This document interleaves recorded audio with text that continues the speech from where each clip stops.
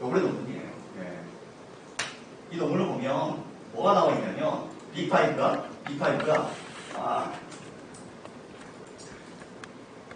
the individual differences in B5 are strongly 이게 genetically influenced. 그러니까 이미 태어날 때부터 제네틱에 우리 유전자적으로 영향을 받고 있어요. 그리고 그 내용들은 어디에 남아 있냐면 이게 B5의 그림이에요.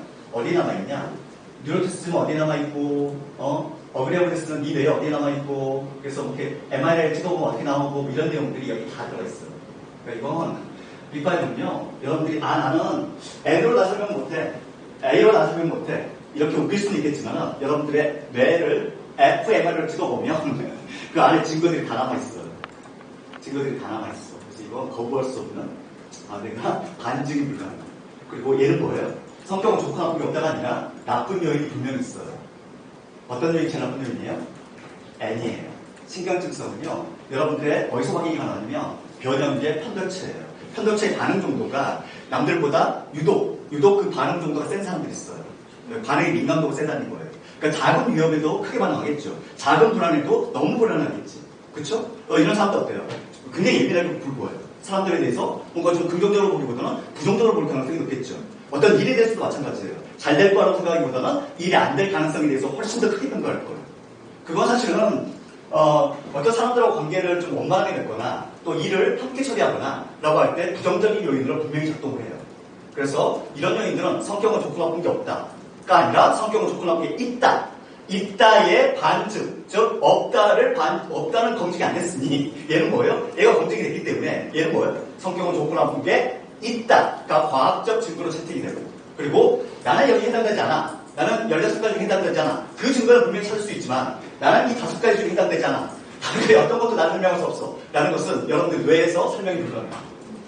따라서 이 5가지 요인은 뭐다? 얘는 과학적 증거가 확실하다. 그리고 우리가 성격을 얘기할 때 뭘 가지고 얘기하는 게 옳다? B5로 얘기하는 것이 이게 타당하고 옳다라는 게 성격 심리학자들이 그동안 수없이 많은 연구를 통해서 내놓은 결론이었어요. 시작은 귀납적이었고 가설을 검증하는 과정에서는 다양한 방법을 다 동원했어요. 그리고 그 모든 방법, 즉 반증 가능성을 검증하는 그 모든 방법을 다 통과한 성격의 가장 위대한 이론, 그게 바로 B5예요. 그러면 이제 저는 이제 조직 심리학자거든요. 조직 심리학자들은 이제 성격이 뭐예요? 이게 성격의 이론이 만들어진 거잖아요. 성격은 뭐야? 5가지 큰 요인으로 되어 있어 라고 이론이 만들어져 있는데 그 이론을 어디로 가지고 들어오느냐? 저희 같은 사람들을 applied psychology, 응용 심리학이라고 부릅니다. 응용 심리학의 특성은 기초 심리학에서 연구한 내용을 현장에 적용해보고 어떤 결과가 나타나는지가 궁금한 사람들이에요. 그러니까 성격은 5가지 요인이 있어요 라는 게 하나 나왔어요. 그럼 여러분들이 만약 응용 심리학자예요. 조직 심리학자야. 우리 조직에서 뭘 확인하고 싶으세요? 제일 궁금한 거. 성격이 5가지 요인 중에 확인됐어. 이건 거부할 수 없는 증거예요. 자, 이걸 여러분 조직에서 뭘 확인하고 싶은 거예요? 예, 직원들이 우리 분포가 어떻게 되느냐? 이걸 좀 확인하고 싶으세요? 성과는? 예, 맞아요. 그게 제일 궁금한 거예요. 제일 궁금한 거냐면 이 5가지 중에서 얘들이 성과에 어떤 영향을 미치는지 이게 제일 궁금한 거야. 그래서 성과를 낼 수 있는 그 특성을 갖고 있는 애를 뽑으면 될 거 아니에요. 이거 못 내는 놈들 안 뽑으면 되잖아. 그렇잖아요. 일단 그러면 얼마나 좋아. 그래서 이 연구가 이미 완벽하게 돼 있어요. B5에 또 뭐? 얘들의 퍼포먼스가. 그래서 B5와 퍼포먼스 간의 메타 어널리시스는 이미 확실하게 돼 있는 연구 중에 하나예요. B5엔 퍼포먼스의 메타 어널리시스.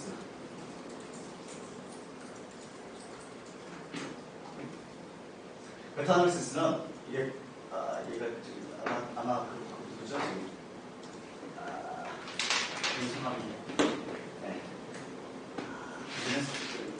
되게 유명한 건데 시원해.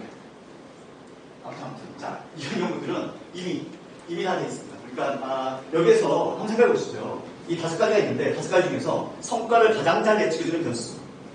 이 변수는 뭐냐? 이 변수는 스텝팩터예요. 성실성은 가장 안정적으로 예측해줘요. 성실성이 높은 사람들은요, 어떤 직무를 맡든 간에 웬만하면 성과를 잘 내요. 어떤 직무를 맡든가. 직무와 관계없이. 직무와 관계없이 성과를 굉장히 잘 내는 요인. 그 요인이 바로, 그게 바로 스펙터예요. 스펙터. 그래서 기본적으로 우리가 산업조직심리학자들이 뭐 하는 거냐면 인적성 검사를 개발을 했던 사람입니다. 그리고 현재도 그 일을 하고 있는 거고, 인성검사는 성격검사고요. 성격검사는 어떤 요인을 찾으려고 했으냐면 이런 요인들을 분석을 해서 얘가 N이 높은 애들 일단 잘라내야 돼요. 얘들 해보면 안 돼요. 얘들 자꾸 불평불만 많아. N 높은 애들 안 돼. 또 뭐 C 높은 애들 일단 좋아요. 그리고 만약에 그 직업적 특성이나 조직적 특성에 따라서 더 필요한 요인들이 있겠죠. 그 요인들을 분석을 해서 그렇게 제안을 하는 겁니다. 그게 이제 저희가 하는 일이거든요. 자, 이게 바로 뭐다? 이게 B5다. B5는 뇌과학적 증거, 즉 이론적으로도 완벽하고 현장에서도 다 검증인데 굉장히 훌륭한 이론입니다. 그런데 여기에 이기범 교수님이라는 분이 나타나요. 이분이 박사학위 시절에 캐나다의 그때는 웨스턴 온타리오에 계셨는데 지금 캘거리 대학에 계세요. 웨스턴 온타리오에서 이분이 이제 박사학위 과정을 맞는데 성격심리학자로서 연구를 하려고 보니까 어느 날 갑자기 이런 생각이 드는 거예요. 아니 5가지로 그래 5가지 빅5는 모든 그 심리학자들이 다 동의한 그리고 뇌과학적 증거도 남아있는 가장 완벽한 기제야. 그런데 혹시 우리가 모르는 또 하나의 팩터 같은 게 좀 존재해서 그걸 가지고 좀 더 성격을 더 잘 설명할 수 있지 않을까? 이런 생각을 해보신 거예요. 그래서 형용사들 쭉 해놓고 그 다음에 우리가 뭐 하는 거냐면 요인 분석이라는 걸 해요. 요인 분석을 하는 과정에 5개가 아니라 6개를 넣어봤어요. 이건 사실 교수님이 지금 이제 강의하실 때는 뭐라고 하시냐면 마치 의도가 있는 것처럼 말씀하시지만 이분이 저희 학부 선배거든요. 제가 성대 산업심리학과를 나왔는데 성대 산업심리학과의 선배여서 우리는 이분이 그 책을 내거나 논문을 쓰기 전부터 이분이 어떻게 발견했는지를 우리가 소문을 통해서 다 알고 있었어요. 왜냐면 이분이 되게 유명한 성격심리학자니까 전 세계에서 가장 유명한 성격심리학자가 되신 거예요. 그것도 성대에서 산업심리학과에서 우리 과에서 이분을 배출한 거예요. 그러니까 얼마나 유명한 분이에요. 유명한 분이니까 이분의 일화에 대해서 다 수근수근 거렸겠지. 근데 그때 우리가 들었던 내용과 지금 이분이 말씀하신 내용은 살짝 좀 달라요. 지금은 마치 처음부터 의도해서 6개의 패턴을 연구한 것처럼 말씀하셨지만 우리가 그때 알기로는 그냥 실수로 6을 넣은 거야. 요인 분석할 때 보통 5를 찍어서 넣어야 되는데 5개를 찍어서 넣어야 되는데 실수로 6을 찔른 거야. 근데 6을 찔렀더니 우리가 보통 그것을 모형 적합도라고 얘기해요. 그러니까 6개가 적합하냐 5개가 더 적합하냐라고 하는 모형 적합도를 그 개수가 나오는데 그게 뭐 그 개수들이 다 있어요. 카이스케어가 기본이고 뭐 여러 가지 개수들이 있어요. 그 개수들을 보니까 재밌게도 6개가 더 타당한 거야. 그래서 우리는 우연히 발견했다 라고 알고 있지만 이분은 여전히 의도가 있다 라고 하시죠. 물론 저는 이분의 얘기가 맞다고 생각합니다. 왜냐면 그때 당시에 우리는 직접 들은 게 아니라 지금 성격심리학계에 난리가 났다. 아주 대이변이 일어났다. 그게 바로 우리 선배다. 우리 선배가 이 대이변을 일으켰다 라고 하면서 야 근데 그게 그냥 6을 실수로 찍은 거래. 저는 그런 식으로 들었고 우리는 다 그렇게 알고 있는 거고. 근데 그 외에 퍼블릭한 장면에서는 이분이 다 의도로 말씀하셨기 때문에 이분의 진심은 이분만이 알지. 아무튼 6개. 6개 그럼 나머지 하나가 더 있다. 라고 할 때 6개, 6번째 변수. 6번째 변수 요인이 뭐냐? 그 요인이 H 팩터예요. H 팩터. H는 honesty, humanity. 그러면 정직 겸손성이에요. 자, 정직 겸손성이에요. 자, 이제 정직 겸손성이라는 여 팩터가 발견이 되면서 총 6개가 됐잖아요. 6개가 됐죠? 이것은 이제 헥사코 모델. 헥사라는 게 원래 육각이라는 라틴, 그리스어에서 6개라는 의미를 갖고 있잖아요. 우연히도 얘를 이제 조언은 좀 달라요. 이게 X를 따고 이렇게 조언은 좀 다르겠지만 여하튼 헥사코로 빅5에 하나를 더해서 헥사코 모델을 탄생을 시켜줬죠. 탄생시키고 나서 제일 중요한 건 뭐겠습니까? 검증이죠. 진짜 6개야? 6개가 5개보다 더 설명력이 좋아? 6개가 5개보다 더 모델적으로 타당해? 뭐 이런 것들이 일단 검증해요. 이론적으로 검증해요. 이론적으로 검증함으로써 아까 말씀드렸다시피 다양한 방식에서 찾아봐야 되죠. 역시 마찬가지로 뇌가 우리 뇌에 그 흔적이 남아있을 거 아니에요. 그럼 또 찾아봐야 되지 않겠습니까? 그 행위를 하신 거예요. 지금도 하고 있어요. 그래서 처음에 이게 딱 발견되고 나서 처음에 했던 것은 우리나라 성대에서 제가 학부 때 저한테 뭐 하래. 그때 제 학부 때가 어떤 시절이었냐면 매일 학교를 가잖아요. 그럼 어디 매일 불려가? 그럼 맨날 무슨 검사를 해? 그때 했던 검사가 뭐냐면 삼성의 직무적성 검사, SSAT. 그 만들기 전이니까. 개발 전 단계에서 일단 자꾸 돌려봐야 될 거 아니에요. 제일 만만한 학생들 불러서, 야, 이번에 이 시험 쳐라. 뭐 그거 시험 치고 있고, 그 다음날 가면 또 뭐 하라고 해서 뭐 하고 있고. 매일 학교에 가서 했던 것이, 거기 연구실 불려가서, 뭐 앉아가지고, 귀에 뭐 쓰고, 맨날 지꺼버리, 그 실험의 그 모로보트 같은 그런 느낌. 내가 학교를 다니는 게 아니라. 아무튼 뭐 그 생활을 되게 오랫동안 했습니다. 그리고 나중에 보니까, 저희가 사실은, 물론 교수님이나 그 대학원에 있던 연구하셨던 우리 선배들도 고생을 많이 했지만은 그 당시 학부생들도요 못지않게 고생했어요. 근데 다니면서 그 짓을 다 했거든요. 그리고 결국 삼성의 SSAT가 세상에 나오죠. 세상에 나오고 대파란, 대이변을 느낍니다. 우리는 뭘 보잖아? 학력을 보잖아. 뭘 봐? SSAT입니다. 지금 적성을 볼 거야. 이게 하나가 딱 나오고 세상이 이제 난리가 나고 그리고 나서 모든 대기업들은 다 뭘로 바뀌어요? 이게 답이다. 이게 답이다. 다 바뀌잖아요. 하지만 비하인드 스토리 하나만 좀 들려드릴까요? 저희가 그때 열심히 SSAT 개발된 검사 문항 테스트 했을 거 아니에요? 그거랑 뭐랑 같이 했냐면 IQ 테스트, 그리고 세 번째가 뭐냐? 저희가 이제 학력고사 해야 되는데 학력고사 점수예요. 이 세 가지를 비교합니다. 자, 삼성에서 뭐라고 얘기했어요? 학력 안 본다. 라고 얘기했어요. 실제로 안 봤어요. 그러니까 근데 엄밀히 얘기하면 볼 이유가 없었어. 왠지 아세요? SSAT 맞습니다. SSAT 점수가 높잖아요. 높잖아. 그럼 뭐 높아요? 학력고사 점수 높아요. 이 둘의 상관관계가 높은 문항들로 구성하는 거예요. 그러면 굳이 뭐야? 굳이 학벌을 안 봐도. 굳이 학벌을 안 봐도. 이 점수가 높으면 어떤 애들? 아니, 학력고사 점수가 높으니까. 굳이 서울 애들 안 뽑아도 이 점수만 봐도 서울대인지 아닌지 금방 알잖아. 예. 아까 말씀하신 컨센트러스니스하고 예. 관련이 있는 것 같아요. 맞아요. 학력, 학업성적은. 네, 네, 맞습니다. 학업성적은. 공부하는 게 성적이 높이 나올 수도 없는 정답이고. 거고, 네. 일도 잘하고. 네. 이제 학력은 사실 두 가지예요. 그러니까 이건 오픈리스트 익스피리언스는요, 학력보다는요, 학업의 잠재력이에요. 그러니까 공부를 좋아하는 거예요. 새로운 학습하는 걸 되게 좋아해요. 얘는 새로운 학습에서 얼마나 선호하느냐, 잠재력이거든요. 그래서 5팩터는 우리가 여기 HRD 담당자도 혹시 계시다면 HRD 담당자들이 되게 좋아하는 팩터예요. 왜냐면 우리 뭐 이렇게 교육을 이렇게 구성을 하고 그리고 이제 교육생들을 모집을 하고 들어오게 하잖아요. 그 중에서 5팩터 없는 사람들, 이 사람들은요, 그 과정에 대한 집중력, 성과 이게 달라. 이 사람들 엄청 배우는 거 좋아하고 지금 계신 여러분들 같은 거. 뭐 이런 걸 배우고 오셨어요? 그래서 이 두 가지가 말씀하신 학업성 지표를 아주 잘 예측해줘요. 아주 잘 예측해주고. 그게 당시에 우리가 B5에 기반한 그런 테스트하고, 그 다음에 지능검사 치고, 그 다음에 적성검사 치고, 그 다음에 우리가 갖고 있었던 학력고사 점수, 요 비교해서, 그렇게 해서 검증을 한 다음에, 야, 이 정도면 세상에 내놔도 되겠다. 라서 나온 게 바로 삼성의 직무적성검사인 거죠. 그리고 역시 마찬가지로 대파란을 일으켰죠. 그러니까 아무튼 대학교 때 학교 가서 맨날 할 때 이런 것들이야.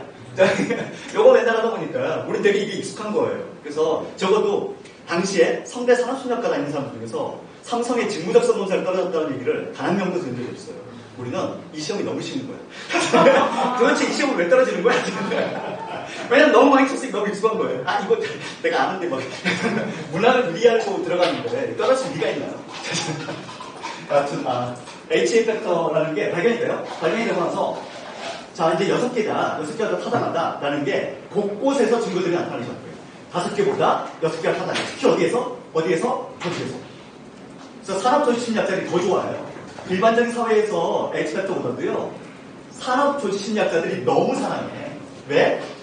이게 리더십도 잘 설명해주고요. 그 다음에 조직의 성과도 잘 설명해주고 개인이 갖고 있는 어떤 특성끼리에 우리가 MBTI 뭐가 어떻게 공학적 있잖아요. 그거 알 수 없어요. 하지만 H팩터 들어가잖아요. 궁합 좋은 거 확인이 가능해요.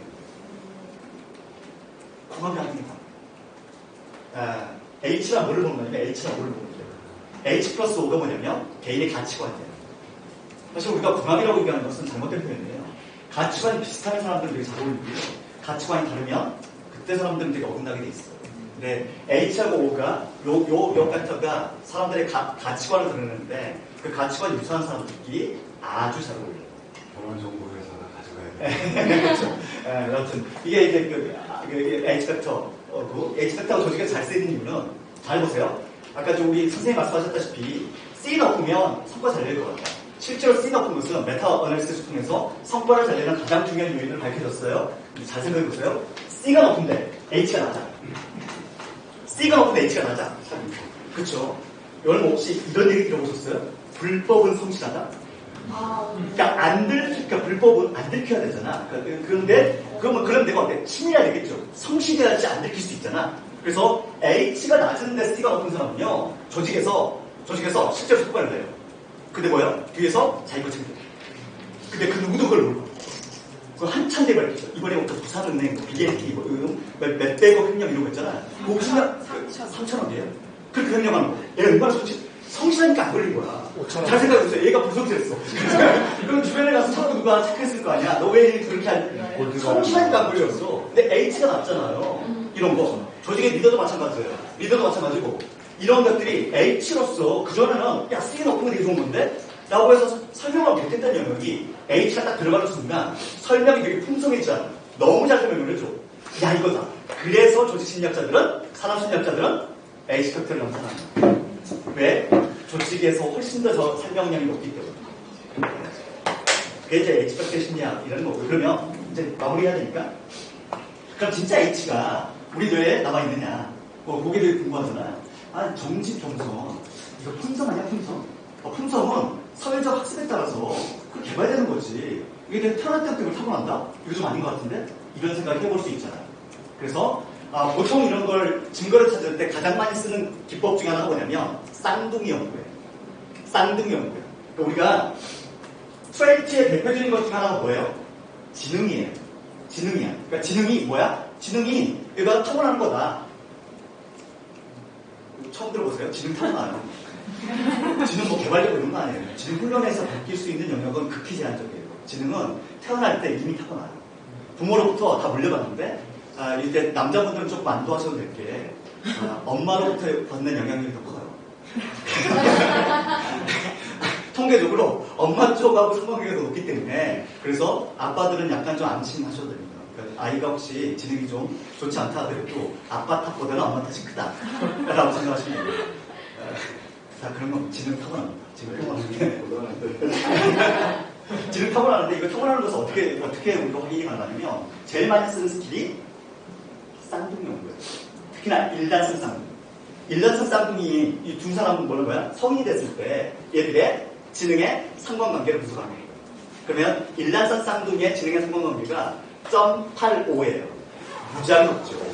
일란성 쌍둥이가 우리가 또 이제 심리학자들이 굉장히 좋아하는 연구 그 조건이 있어요. 어떤 조건이냐면 태어날 때는 일란성 쌍둥이야. 근데 얘들이 헤어진 거죠. 성인이 돼서 잘 만난 거예요. 걔들의 성격의 상관관계나 또 지능의 상관관계나 이런 거 보면 타고난 게 얼마나 큰지를 알 수 있죠. 아니 환경은 전혀 다르지 않습니까? 그래서 당시의 심리학자들이 제일 좋아했던 부분이 어디였냐면 미안하지만 내전 막 이런 거 일어납니다. 유럽이나 뭐 아프리카 이런 데 내전 막 일어나고 이러잖아요. 그러면 태어날 때 쌍둥이를 태어났지만 전쟁 때문에 헤어지잖아요. 그리고 생사를 모르고 있다가 다 큰 달을 만나. 그 다음에 멀쩡하게 막 아싸 잘 됐다 믿어줘. 그리고 와서 이거 또 어디냐면 미네소타가 아시다시피 트윈 캠퍼스라고 하잖아요. 미네소타 그 대학교를 트윈 캠퍼스라고 얘기하는데 그 트윈이 쌍둥이예요. 그러니까 LG 트윈스 그 트윈스. 사실 LG 트윈스의 그 트윈스는 미네소타 원조죠. 미네소타에는 해마다 뭐가 있냐면 쌍둥이 축제가 있어요. 그래서 미국에 있는 모든 쌍둥이, 전 세계에 있는 모든 쌍둥이 언제? 한 달 1시에 모여. 미네소타에. 그러면 그때, 야, 이거 대박이다. 심리학자들이 다 어디로 가냐면 미네소타 가요. 그래서 미네소타 대학교가 심리학과가 그 레벨이 높은 거예요. 미네소타 대학 심리학과 너무 좋은 대학이에요. 미네소타, 미시건, 그러니까 여기 하버드, 뭐 예일, 뭐 스탠포드, 뭐 이런 물론 다 좋은 대학이죠. 맞아요. 그런데 심리학과가 유독 센 대학이 어디냐? 미네소타예요. 무지하게 세. 특히나 측정. 왜냐면 거기서 측정하는 거니까. 그래서 미네소타는 메저먼트에서는 사이클로스 메저먼트는요 전 세계 최고예요. 지금도. 그래서 미네소타에 계시는 교수님들, 뭐 원수나 뭐 이런 분들이 계시거든요. 그분들이 뭐 이런 얘기가 나왔을 때 누구의 검증을 받아야 돼? 대가의 검증을 받아야 되잖아. 그래서 미네소타 대학 심리학과 교수들이 이걸 딱 보는 순간 야, 6개 맞아. 하면 게임 끝이에요. 왜냐면 전 세계 측정의 대가가 이거 검증해 준 거니까. 실제로 근데 이규범 교수님은 그분들한테 OK 사인 받았어요. 골드보고 원수한테 대가들한테. 대한민국이 나온 세계적인 성격입니다. 저는 정말 기쁘더라고요. 책 보면. 아, 고맙습니다. 네. 저도 모르겠습니다. 아, 저분 내가 아는데. 그게 이제 의원님, 그러면 지능 같은 걸 뭐, 이렇게 쌍둥이 연구를 통해서 확인하잖아요. 그러면 일란성 쌍둥이가 있고, 이란성 쌍둥이가 있죠. 그러니까 일란성 쌍둥이는 DNA의 교집합이 훨씬 더 크고, 이란성 쌍둥이도 낮잖아요. 거기에 그 비율만큼 어떻게? 지능도 그렇게 차이가 나면, 진짜 타고나는 게 더 잘 증명되는 거 아니에요? 그렇잖아요. 실제로 어때요? 그렇게 증명돼요. 그래서 지능은 타고나는 거예요. 세 번째. 원래 그 집안에서 자랐던 아이들과 입양해서 온 애들이 있을 거 아니에요? 그러면 타고난 DNA는 너무 다르지만 환경이 동일한 애들이죠. 얘 둘 간의 상관관계. 그러니까 입양해서 온 애와 원래 집에 있었던 애, 원래 핏줄을 물려받는 애, 걔들 간의 지능의 상관관계를 분석해보면 역시 알 수 있죠. 환경의 영향과 타고난 지능의 특성은. 그렇죠? 예, 이렇게 확인하는 겁니다. 그럼 어때요? 사실 입양해서 온 애와 원래 있었던 아이의 상관관계는 0.3%밖에 안 돼요. 높지 않아요. 환경의 영향이 그렇게 크지 않다는 겁니다. 그래서 애들 환경으로 지능 바꾸는 건 어려워요. 한 가지 질문. 네. 어니스티와 휴머니티를 두 개의 단어를 통해서 하나의 섹터를 묶은 그런 의미가 있나요? 서로 다른 것이 아니라고 보는 건가요? 정직하고 겸손은요. 네. 그러니까 우리가 보통 이제 둘 간의 상호관계가 높을 때 네. 얘들을 하나로 표현하는 건 유리하잖아요. 네. 그러니까 정직하고 겸손은요. 상호관계 유통이 높아요. 이 둘 간에. 네. 그래서 만약에 이걸 따로따로 해버리잖아요. 네. 그리고 분석을 하면 통계를 아시겠지만 다중공동성 문제가 없어요. 네. 다중공동성 문제가 발생하면 그걸 검증할 수 없는 거잖아요. 에러 같으니까. 그래서 이 둘은 상호관계 높기 때문에 하나로 묶는 것이 통계적으로 옳은 기법이에요. 통계적으로. 이제 우리 선생님이 또 통계를 굉장히 잘하시잖아요. 네. 다중공선성 이런 거 잘 모르시잖아요. 미안합니다. 선생님 다 아시니까. 이게 이제 아네스테미너티가 그러면 역시 뭘 봐야 돼? 쌍둥이를 봐야 되겠죠. 쌍둥이들의 얘들의 H팩터와 이 둘 간의 H팩터의 상관관계 요것과 아까 말씀드린 이란성 쌍둥이 또 이방의 애들 얘들이랑 상관관계가 지능과 유사하게 나온다면 얘 타고난다고 보는 게 맞는 거 아니에요? 그렇잖아요. 이게 그렇게 검증이 됐어요. H팩터가 그래서 우리가 품성적 영역이 있느냐? 있어요. 사회적 영역이 있느냐? 있어요. 왜? 성격 자체는 기본적으로 이론이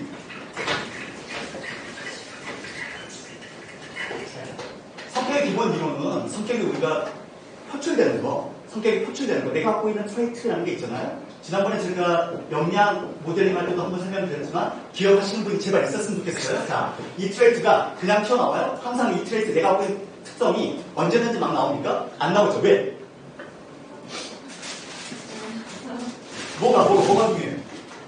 지난번 오셨던 분들 내가 이제 설명 드렸잖아. 환경 뒤에 한 단어 더 스트렝스. 고맙습니다. 이게 시츄에이셔널 스트렝스라는 게 있어요.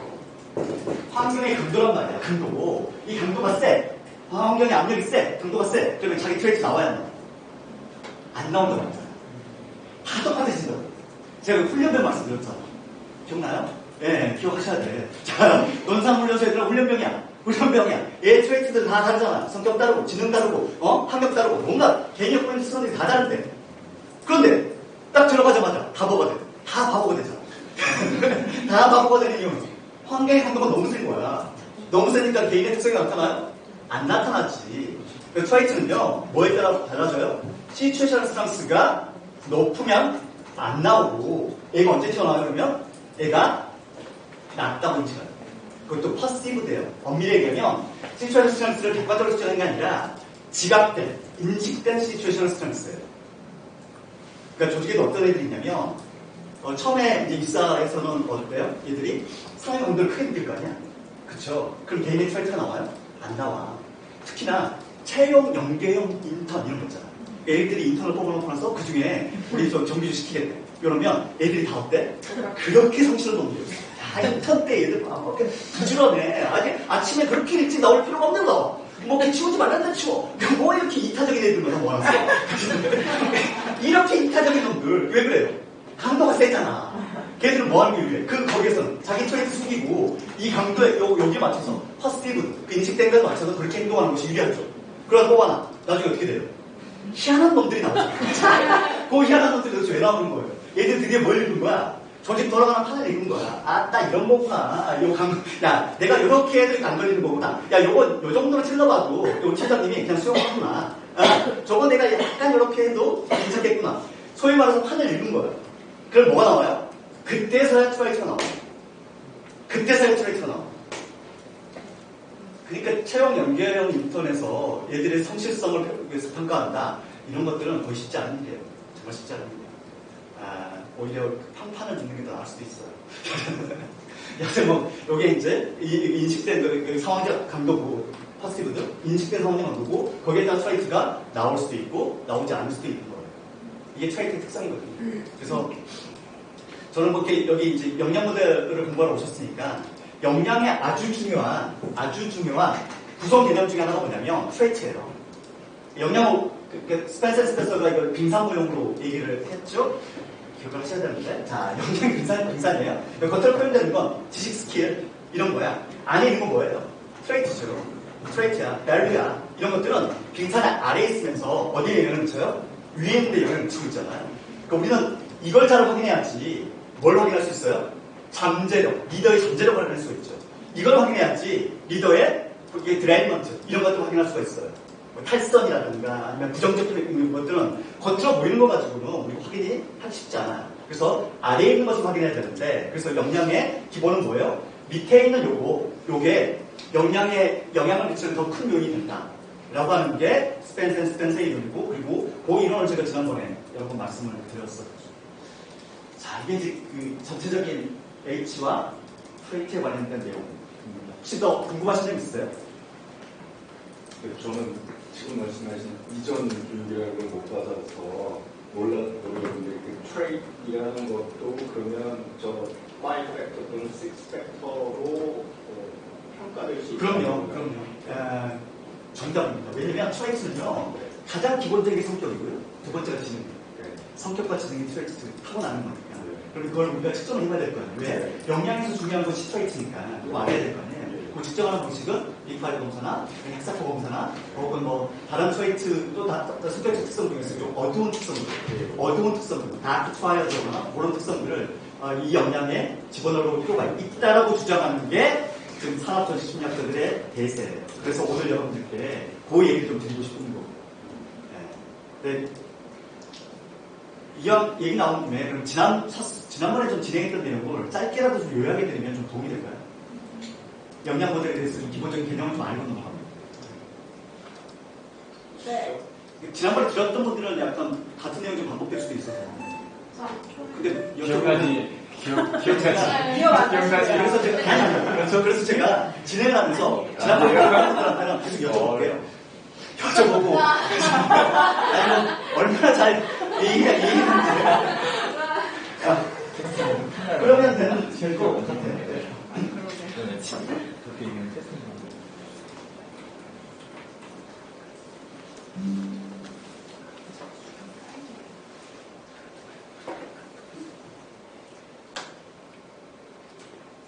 그러면 지난번에